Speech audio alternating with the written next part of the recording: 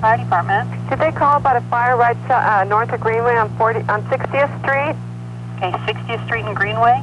60th Street north of Greenway. There's a huge fire. It looks like something just exploded. Do you know what's burning?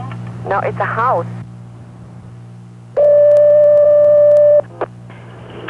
Channel 2, 211 assignment, house fire, 60th Street and Greenway, just north, engine 31, engine 37, engine 27, ladder 27, battalion 4.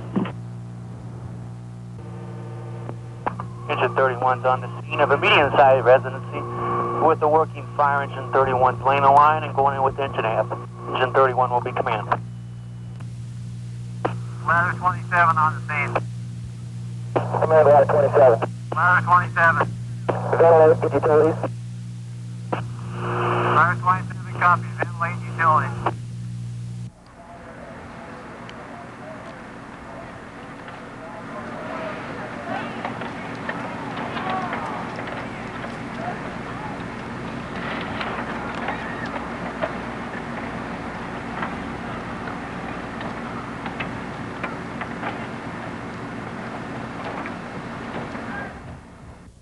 On July 1st, 1989, Phoenix Ladder Company 27 was operating at what appeared to be a routine residential fire. Supporting the 1st due company, Ladder 27 arrived on the scene about 10 minutes after dispatch. The incident commander ordered the 4-member crew to the roof to ventilate a working attic fire. 7 minutes later, as the crew was leaving the roof following a successful ventilation cut, the roof collapsed around them. The collapse sent 1 member completely into the well-involved attic space. The other 3 members dropped partially into the attic. All successfully extricated themselves and made their way off the roof. Minor burn injuries were sustained by only 1 member. This experience reflected a successful firefighter survival story as the result of proper wearing of full protective clothing, including gloves, protective hood, and the wearing of SCBA with the face piece on while working in a hazardous environment. There's no doubt in my mind that I would be dead because I sucked in some of that air for a split second and I didn't like it. And I probably would have lasted 3 breaths and either I'd have been dead. We cleared the tiles off, cut the hole, pulled the cut piece out, and as soon as we pulled the cut piece out, we got heavy smoke coming out, and it was like seconds after that we had fire just barreling out of there. So we scrambled, and I was towards the peak of the roof, and I think I went through first. Pete Hawking was behind me, and he went through about the same time I did, and he gave me a shove, and I kind of got up over the top of the roof, and then he went off on the north side. When Jeff saw me fall through, he came over. He tried to come over, and that's when he fell through. And then when I got pushed up over the top, I went over and helped him come out of the hole, and then we got off the roof. Rick and I took a step. He was in front of me off to my right. He took a step and I took a step, and the whole roof just collapsed under us.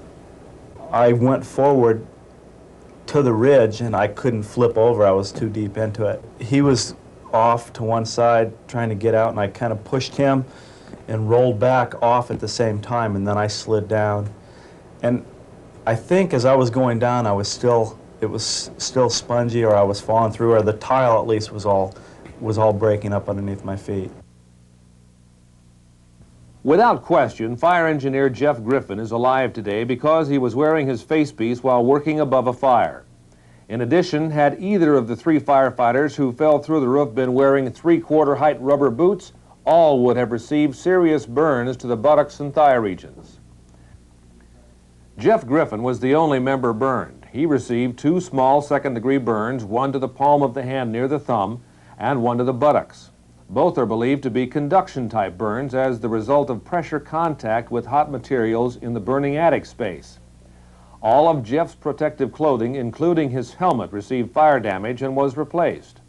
Some protective clothing of the other 3 firefighters and parts of 3 SCBAs also were damaged and replaced.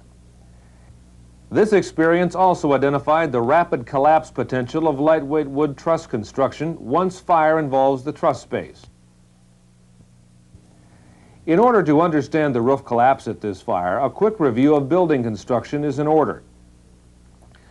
Prior to the early 1960s, much of the roof framing for residential and commercial buildings in Phoenix were of so-called conventional construction. This type of roof structure is characterized by ridge beam and rafters of 2x4 or 2x6s that were angle cut at the top end and nailed to the ridge beam. Rafters were continuous, uninterrupted beam. Each rafter was nailed into place with large nails that penetrated all of the rafter and nearly all of the ridge beam. The importance of this deep penetrating nailing will become much clearer when we discuss the lightweight truss system. Suffice it to say, in order for the conventional framed roof system to fail, the rafters, ridge beams, or purlin members must either break or burn through. Failure of one member would not typically cause a catastrophic collapse, as is often experienced with a lightweight wood truss system. Conventional roof systems usually use 1x6-inch boards or 5/8 plywood as the solid roof surface, then covered with shingles or other roofing materials. The lightweight wood truss system consists of non-continuous members that are butted to each other and held together by metal nailing plates. When these plates fail, the connection is broken and the truss comes apart. These metal nailing plates hold all the truss joints together, and as a result, when the first truss connection fails, the whole truss can collapse, often causing collapse of adjacent trusses.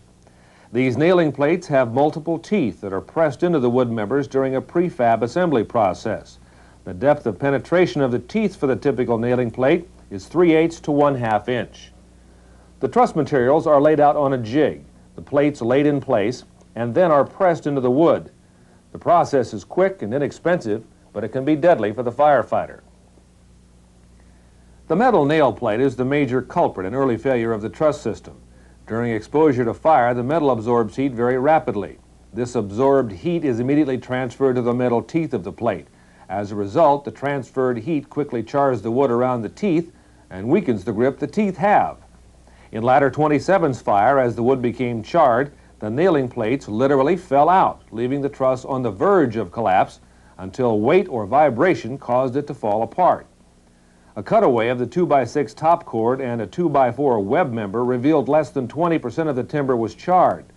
These members could have supported considerable weight for some time had the plates not fallen out or otherwise been weakened by the charring. Had this truss been assembled with deep penetrating nails, as found on conventional framing instead of metal nail plates, the system would not have collapsed this early in the fire. A second most likely cause of early collapse of a lightweight truss system is failure of one of its web members. These web members are usually 2x4 inches and can quickly burn through. As already mentioned, failure of any one member of the truss system can cause the catastrophic collapse of the entire system. So what are the lessons learned regarding lightweight construction? First, if fire penetrates any lightweight truss space, expect early collapse. Collapse may occur with a few minutes of fire exposure and early in the time it takes to respond and begin firefighting operations. This can occur in residential and commercial buildings.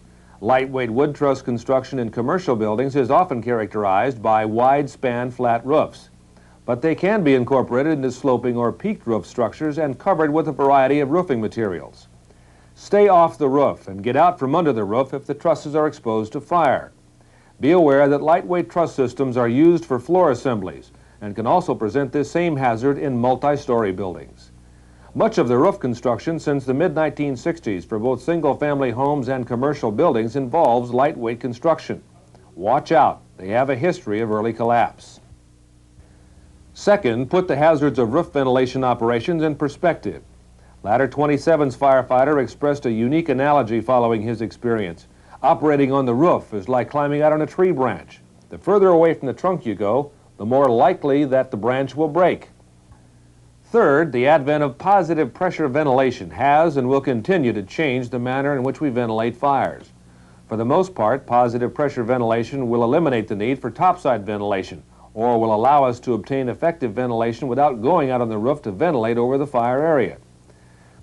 Do we really have to go out that far on the roof and over the fire to effect ventilation? Probably not.